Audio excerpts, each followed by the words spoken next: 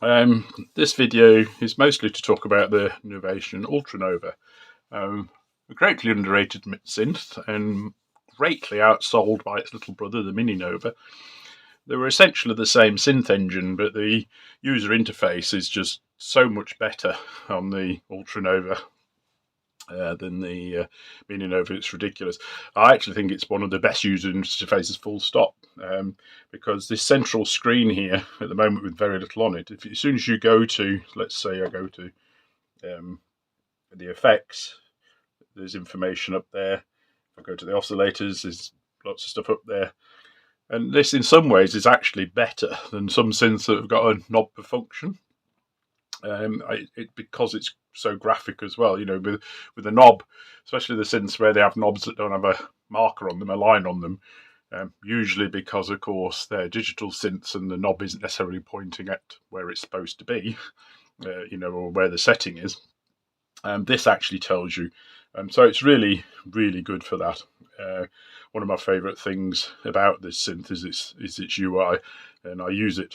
It's one of the biggest reasons I use it. It's a synth I've probably used on it's probably the joint most of any synths I use on any song. The other one being the Korg MS-2000, which I've already talked about in a previous video. This was part of the reason for picking this one. Just to show you this is the microphone it came with.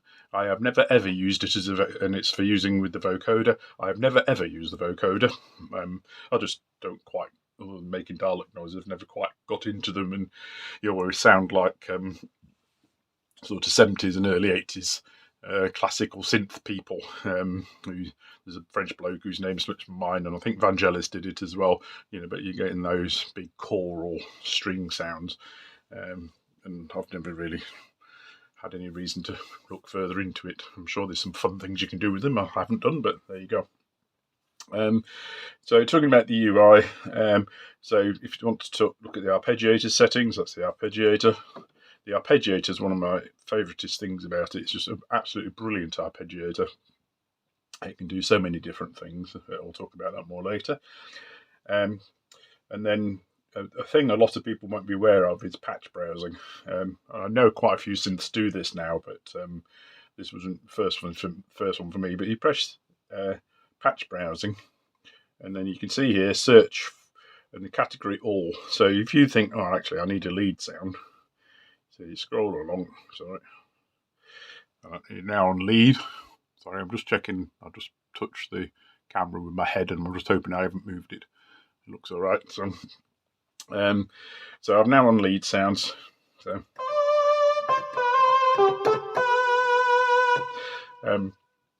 the keyboard is full-size keys, which is I always prefer. I don't have a big problem with mini keys at all. In fact, in some ways, I like mini keys because you can. That's about as much as I can do that. Whatever that is, just an octave and one note I can do with one hand. On a mini keys, obviously, you can go a lot further. So it has its uses. Anyway.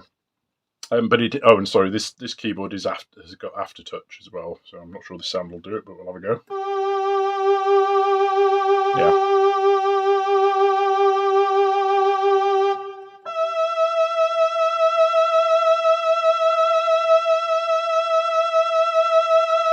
So that tremolo was controlled by me pressing how hard I was pressing the key, and it is one of the reasons I use this a lot for lead sounds.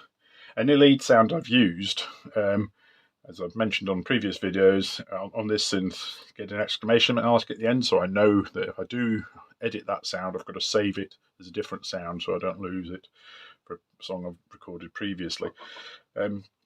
So I'm on the lead sounds, and if I turn this knob, I'll scroll through just lead sounds or sounds that have been given the lead as their description.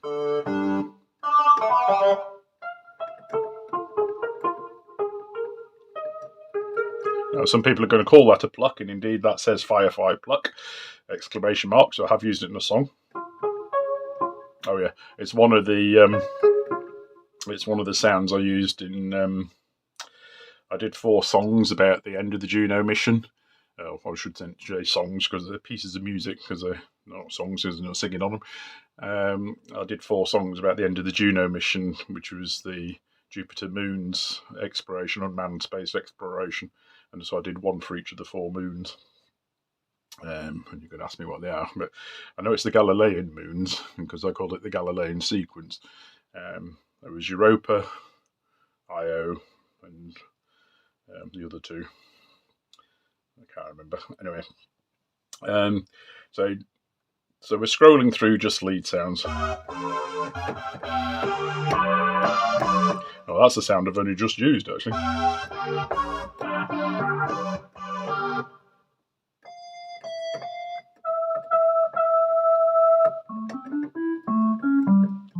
So, alright, so let's run through these. And let's say I want to run through, they've got pads.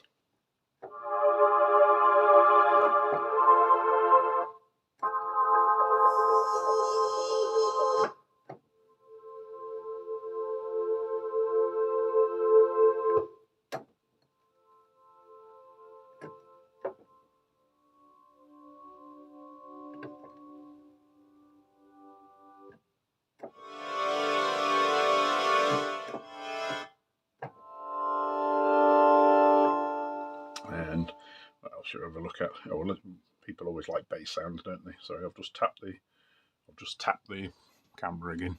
Let me have a look. I'm going to move it slightly. There we go.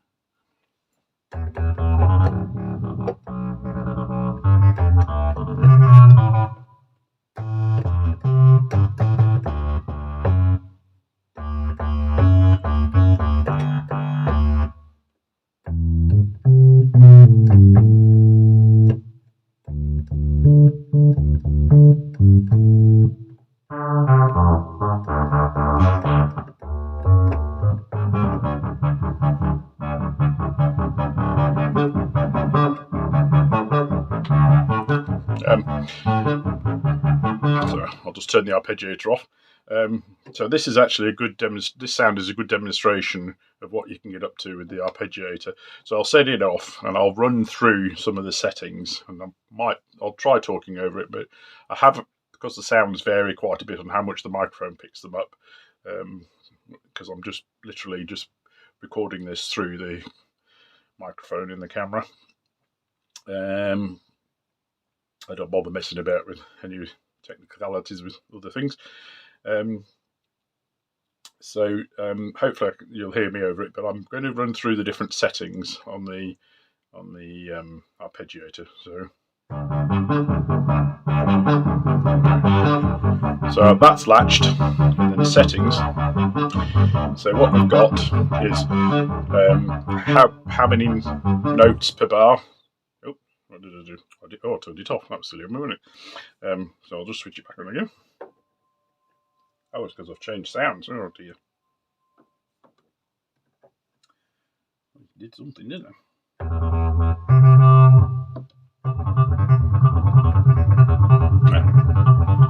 There you go. I obviously knocked a key somewhere. So I'll change things completely, whatever I did, but that's alright. It's still useful for demonstration purposes. So the first one is how many notes per bar. So it's on 16ths at the moment. So, and it can go up to 30-second triples. So that's lots basically. I think it's more than 64. I think what it is you're getting triples every 30.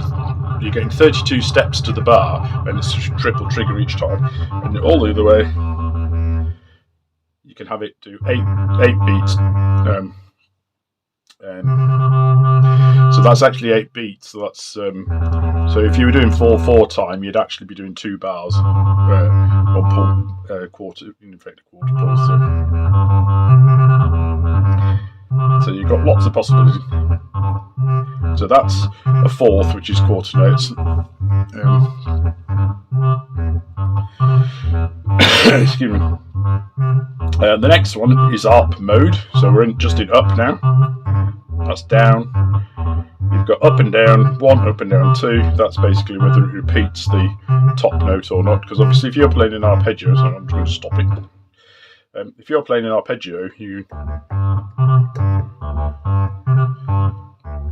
are actually only playing the top note once. But if you were actually maybe an up down one, but if you were playing the notes equally, you'd hit the bottom and top note twice. So.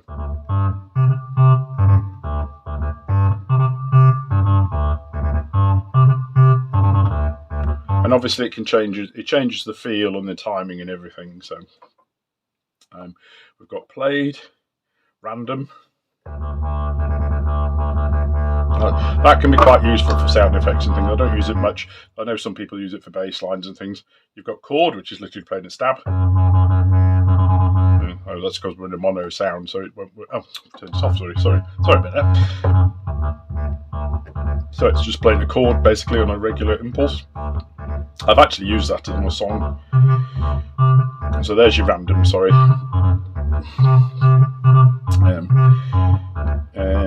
And that's your various options. We'll put it back on random. Oh no, should we have? No, we better have up down. We'll have up down because you've then got arpeggio patterns, and what this is your individual timing. So obviously, a vast majority of arpeggiators are a trigger every quarter note, every 16th note, or every 32nd note, whatever.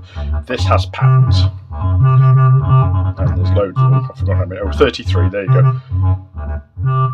So this is brilliant for bass lines, actually, and I have used it to do bass lines. Because it stays in sync with the beat, but especially if you've got a bass drum keep going along at 4/4 time or something. But it moves things around quite a bit. And then the normal ones are all the lower ones. So that's arpeggio pattern 1 is just straight the normal what most synths do arpeggiation wise. And I quite often use the ones in the low teens. For some reason, I find them quite interesting.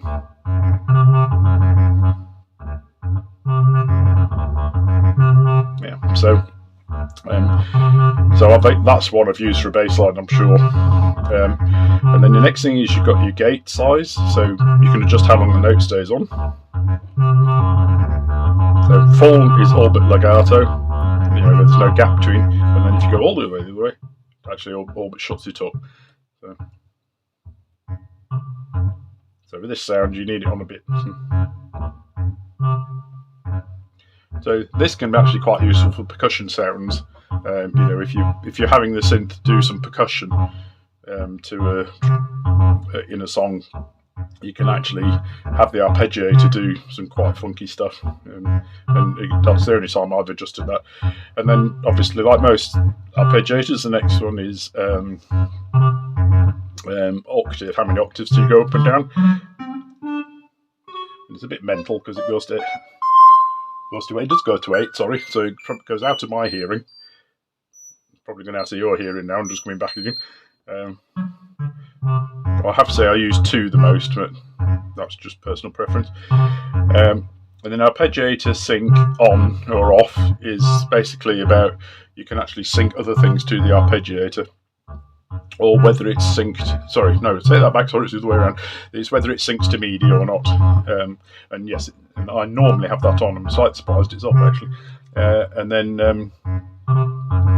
the last one. Arpeggiated velocity. So what that is it's responding to the keyboard pressures after touches and things, and how hard you've hit the keys for how loud the notes are. And then the clock for the internal clock, and obviously when that's on external, it says external or goes away. I can't remember which it does now. I'll turn that off. That's probably enough about the arpeggiator, but basically this is a good example of all the facilities you've got very quickly and easily. Because each one of these knobs above the screen is for that. That's for that one. This is for the left hand one. This is for the right hand one, and so on. So you can very quickly and easily change one of those parameters.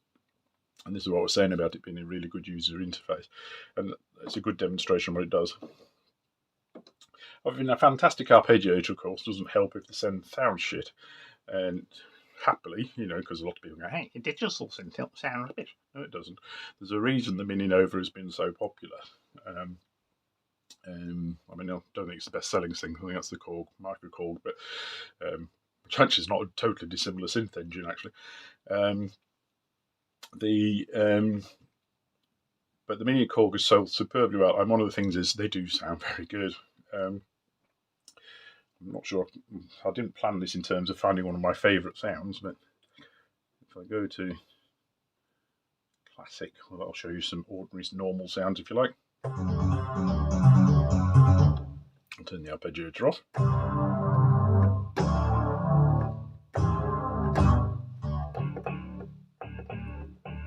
I'll turn that up.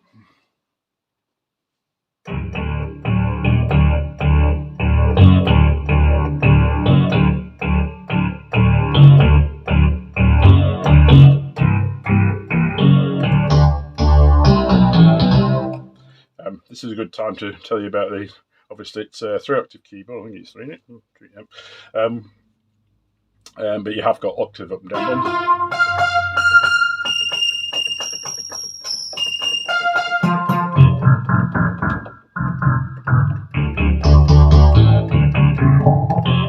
ones. So you've got more than an 8-octave range on the keyboard.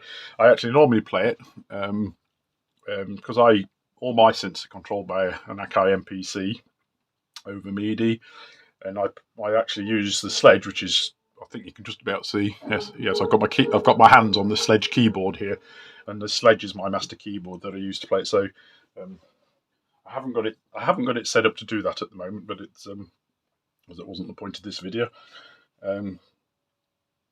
Let's try and do some more sound. So I normally put the microphone somewhere else. Actually, I put it on to show you people on this video, and it's see me away.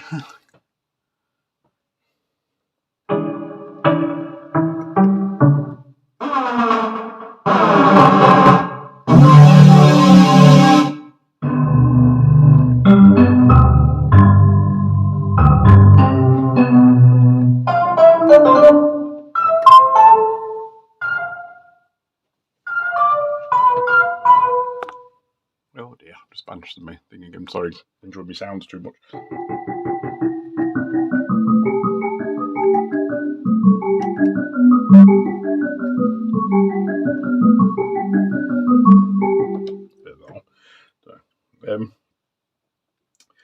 So huge range of sounds from very normal.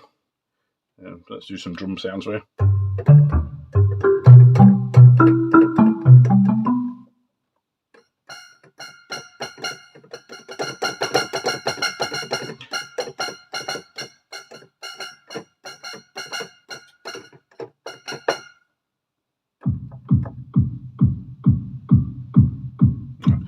Here's a good example of one using the arpeggiator for percussion.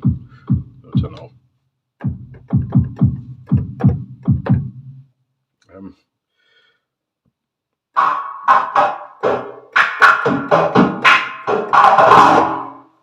So the oscillators, I think there's 3 per voice. Yes, I have to remember that. And there's 6 envelopes, and there's 3 LFOs, and that's per voice. So fairly normal for a digital synthesizer these days. Of course, this synthesizer is quite old and now out of production, which I think just shows you that it sails over anything else, because this is by far a better synthesizer than the Mini Nova. And when I bought this, because I was torn between this and the Mini Nova, I only paid about £50 more. Because of this, at the time I didn't know, but it was being discontinued. Right, let's see if we can find you some more interesting sounds. I'll see if I can find some more views. And then I might be able to tell you more about them. Sometimes the names are helpful. It is why I like naming sounds. There you go.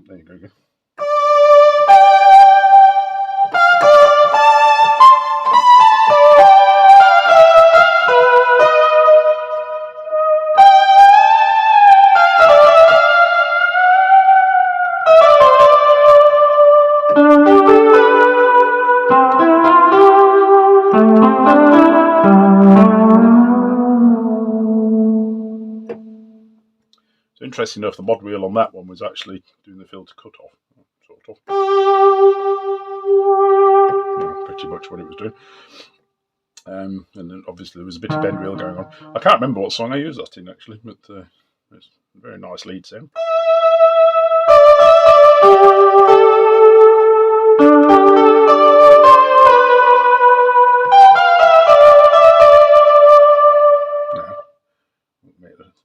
Get the video to end sometime in the not too distant future.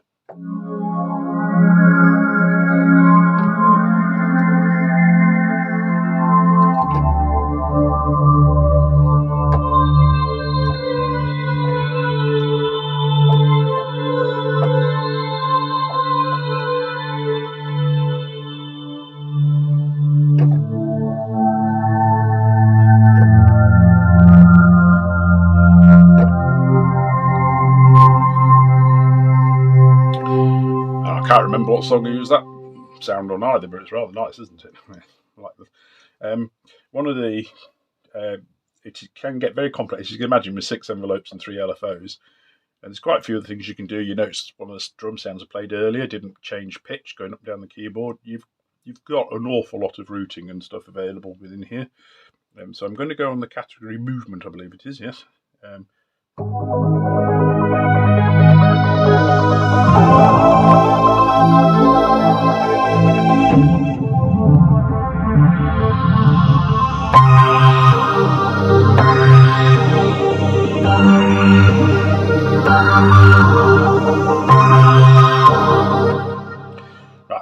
I can mess with things like that all day. I can't remember what song I've used that one on either, but lots of movement without using the arpeggiator.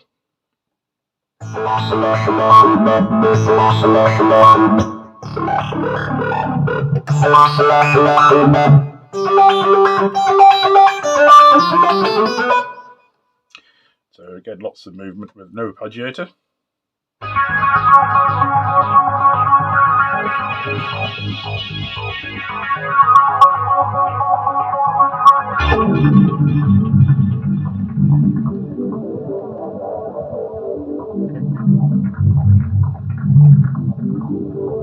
I actually didn't know what I was going to do, but I was curious to see what it would do.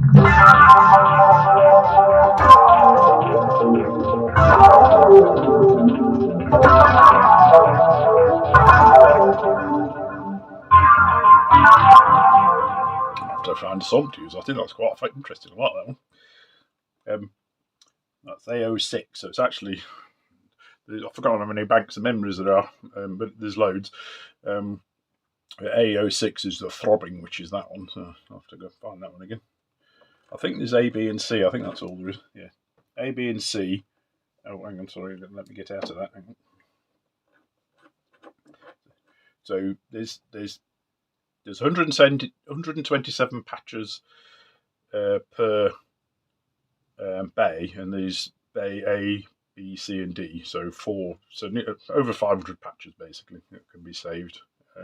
So this is the initiating patch.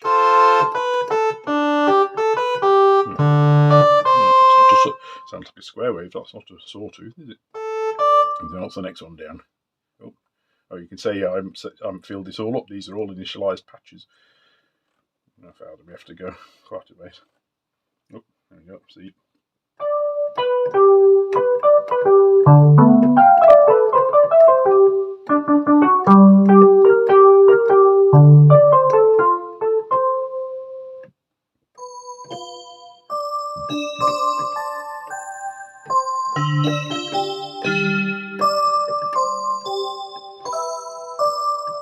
Interesting. I don't believe there's a ring modulator in here, but that was quite bell-like. Let's have a look at the oscillator, see what it says. No, that's right, because the waveform that's been selected on oscillator 1 is a digibell. I forgot how we get change pages. So if I change it.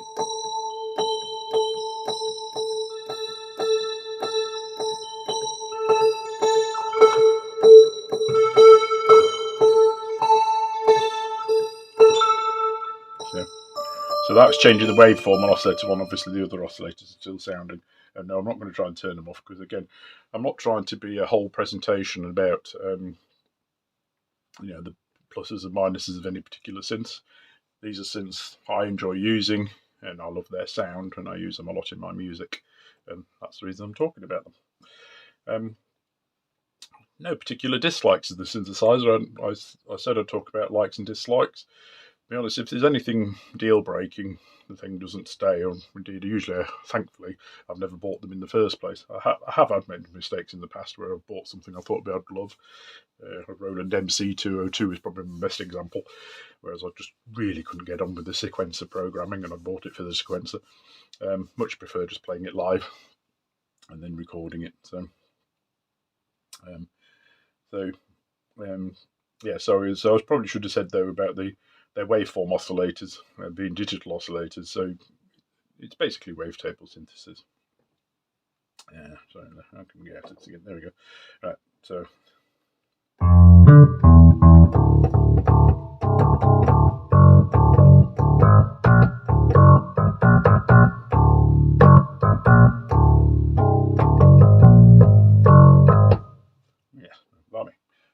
use that one as well. That's rather nice.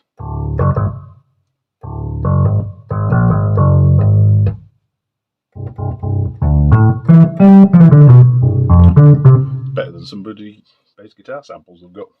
Right.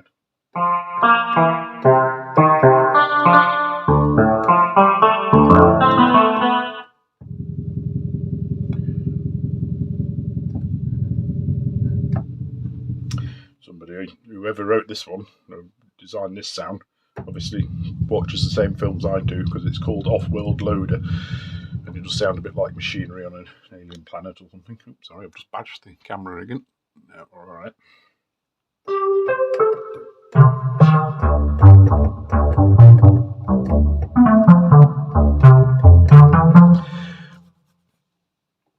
There is built-in effects. I try, like I do with nearly every synth.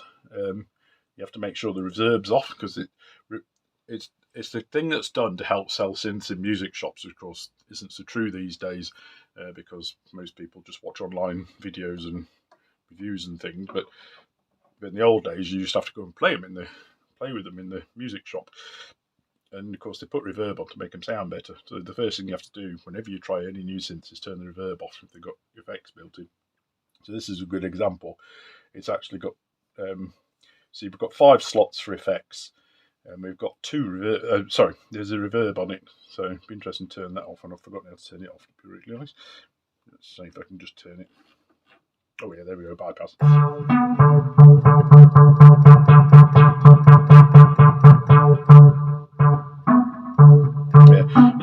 It's actually fairly subtle, to be fair, but it was there. It might not come over on the microphone. So what this particular sound is because you've got 5 slots available. This has got EQ, chorus, and delay and reverb on it, and then the 5th slot is bypassed. Anyway, stop messing with that.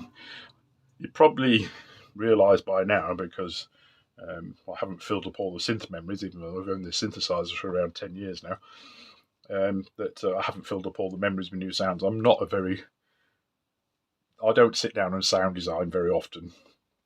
I have to say a chunk of that is because bass sound's a piece of piss on just about any synthesizer you think of, unless it's got really crap oscillators on an analog synth. But then quite often you can save it with a filter.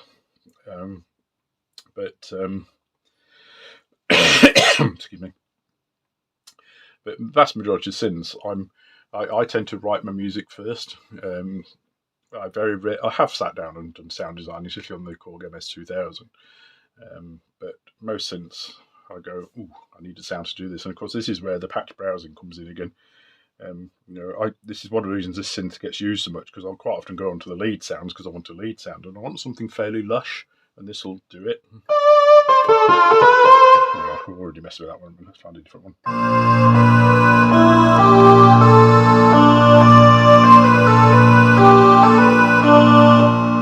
That's quite appropriate. A Scottish synth.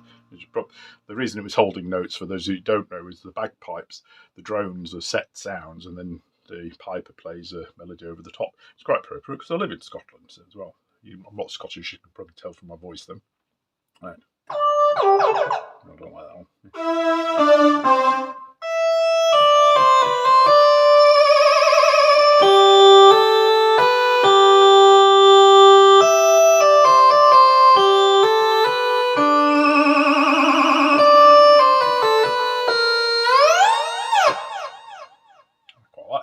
I have used that, and again, I can't tell you what song I've used it in. Right. So the modulation is on the wheel this time. Pitch bend is on the other wheel. And then you might not be able to tell, but there is a little bit of swell on the aftertouch, the velocity. Yeah.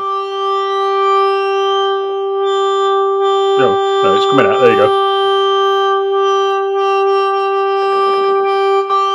So I can actually do tremolo if I do it fiddly enough.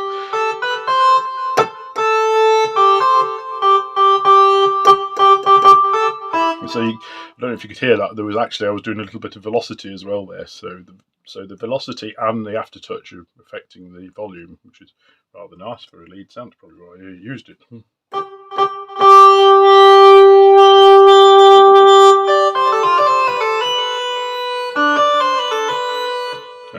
seen that before.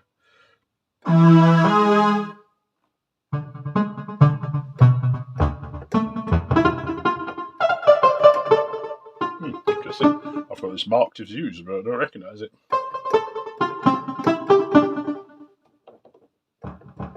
Oh, I used it at the low end.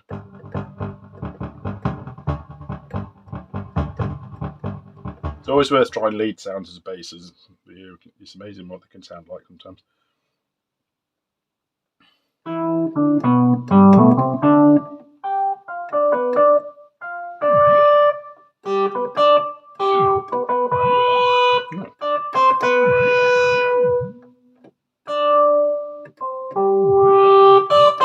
Quite fun what the mod wheel does on that.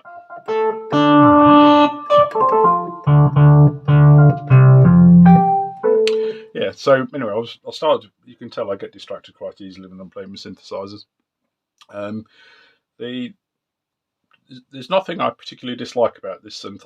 The only problem I've had with it is the display was corrupted. It would still play, everything was fine, but if you didn't know what sound, you had to scroll through the sounds to find the one you wanted, which with all those patch memories was a bit of a pain in the bum, because you had to do it by sound, so you had to listen. Unless you knew it was quite a long way on, you'd have to listen to every sound, and the display was corrupted. It wasn't displaying correctly. Anyway, I decided to take a chance and open the synth up, and happily, all that had happened was there's a little ribbon cable went from the main circuit board up to the back of the display, and it wasn't one of the plugs wasn't on properly, and I pushed it on, and it all works fine again. So very happy, and saved myself a fortune with the synth repair place, because this was definitely one that would get repaired. I wouldn't like to be without this synth. This is actually one of 4 synths on my main synth rack. That was synth that will never go. I've got another synth rack that's got some synths on that I'm not that bothered about, like the Korg Wave State, but I don't want to get rid of it. If I could sell it for more money than I paid for it, I would. But I have used it in a few songs, and the Wave State being the sort of synth it is, it's hard to replicate those sounds. So it'll stay. And one day I might use it again, or learn to program it again. I did learn to program it during one of the COVID lockdowns, and that was a lot of brain ache, I can tell you. But the main reason I keep it now is for vector synthesis. Vector synthesis is something I'd like to do more with one day. And then I've got quite a few rack mount synths. I'm amazed manufacturers don't produce more 19-inch rack mount synths these days. I mean, especially things like the old EMU modules. I'm sure there'd be a market for them, but nobody does it, so that's that. But you can look at the second-hand values of EMUs in the last few years. They've gone up quite dramatically. I bought a whole bunch of them for less than £100 each over a few years, and now you'd be lucky if you find them for less than 200 quid, any of them. Anyway, that's a story for another video probably. So with that, thank you for watching. If you have any questions or comments, I would welcome them, please. I'd like some feedback, and see you again in the next video. Bye.